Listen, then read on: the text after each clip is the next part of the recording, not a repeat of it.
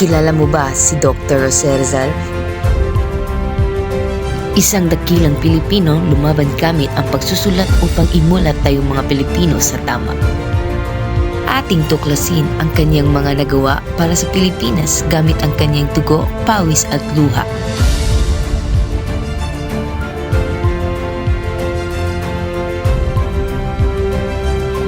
Bigyan natin pansin ang mga sakripisyo na kanyang ginawa.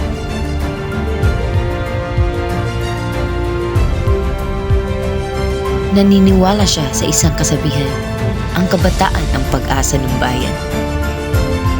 Isinulat niya ang kanyang unang nobela, pinamagatang Noleme Tangere, upang pukawin sa katotohanan ang mga Pilipino sa kasamaan ng diyuhan noon. Ibig sabihin ng nobela ay huwag mo akong salingin o Noleme Tangere. Agad rin niyang itong ginawa ng sequel ang unang nobela, pinamagatang El Filibusterismo, ibig sabihin The Reign of Greed. Ngunit ito ay mas pinalalim at mas pinakita ang mabibigat na pangyayari na hinarap ng mga Pilipino noon. Hanggang ngayon, ang kwento at mga nagawa niya ay buhay pa rin sa puso at isip ng mga Pilipino. Lalong-lalo na sa mga kabataan na naniniwala kay Rizal. Kaming mga kabataan ay naniniwala sa sakripisyo ni Rizal na nagpapakita ng isang tunay na bayani na kaya isugal ang buhay para sa kinabukasan. Kung kaya ni Rizal, kaya rin ng mga kabataan para sa bansang Pilipinas.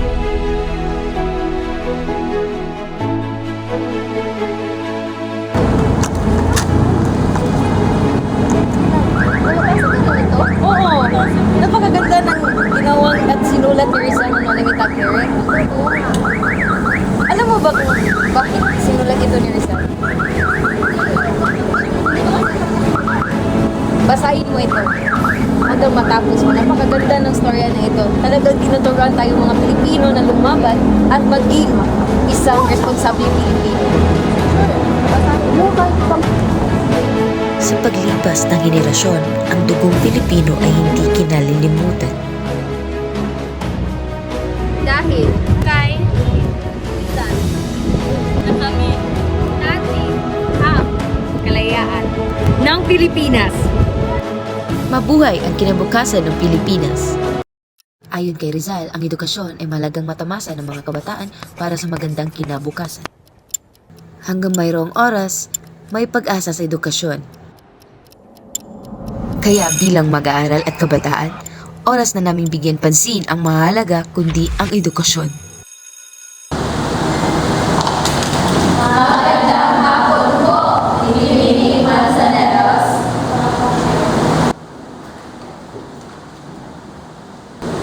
So, ngayong class ay may natanong ako sa inyo ng natanungan tungkol sa subject na ito. So, una, ano ang ibig sabihin ng RA 1425? Okay, Lydia? About Rizal's law.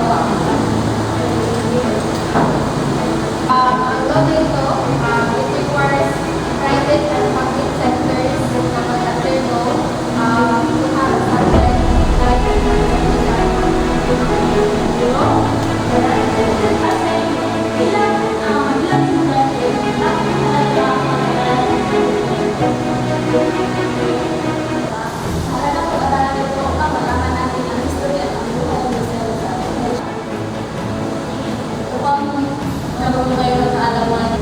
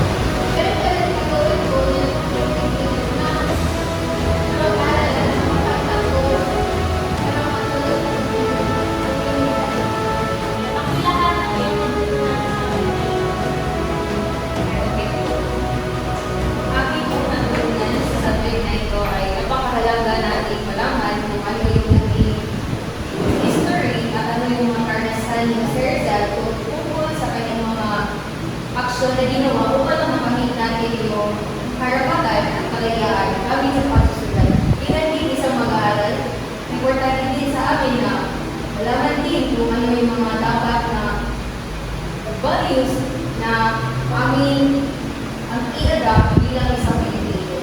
Yan na po yung ating masasabi.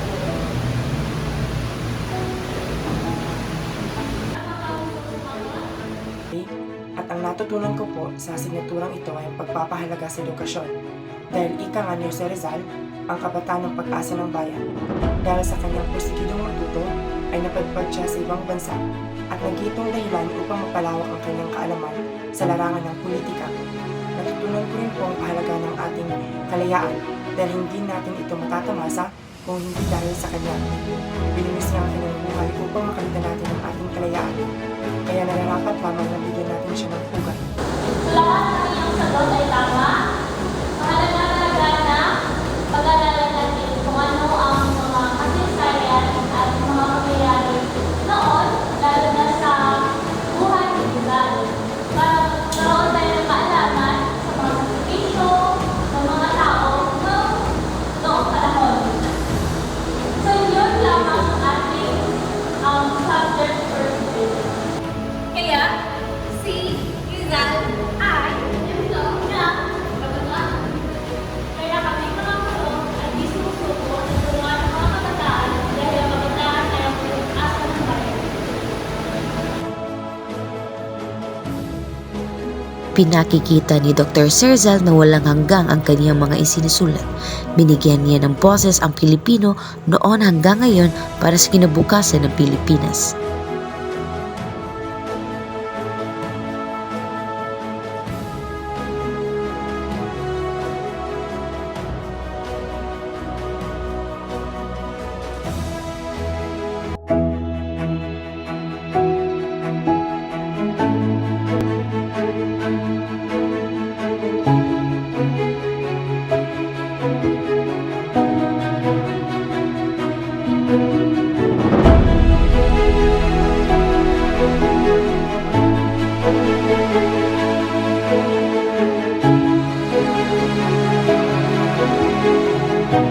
Thank you.